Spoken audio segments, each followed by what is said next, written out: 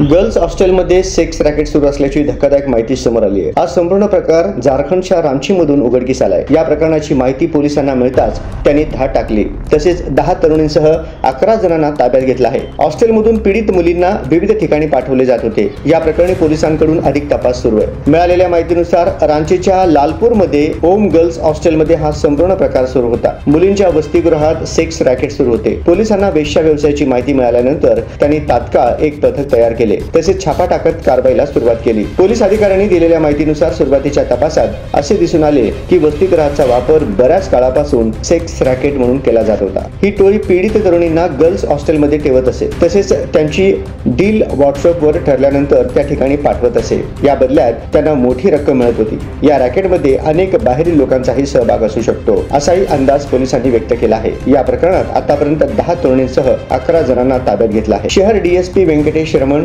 कोतवाली DSP प्रकाश सोय, लालपूर police ठाण्याचे प्रभारी रुपेश कुमार यांच्यासह जिल्ह्यातील अनेक पोलीस अधिकारी यांनी या सेक्सच्या रॅकेटवर छापा टाकून कारवाई केली आहे। या प्रकरणाचा सूत्रधार आणि साथीदारांची ओळख पटवली जात आहे। यापूर्वीही 11 ऑगस्ट रोजी पोलिसांनी झारखंडमधील हजारीबागमध्ये एका मोठ्या सेक्स रॅकेटचा पर्दाफाश केला होता। महामार्गालगतच्या 6 हॉटेल्सवर छापा टाकण्यात आला होता। 26 तरुणी आक्षेपार्ह स्थितीत आढळले। यातील 17 जणांना तुरुंगात पाठवण्यात आलं होतं। या सेक्स रॅकेटमध्ये हॉटेलचे संचालक आणि व्यवस्थापक यांचाही समावेश होता।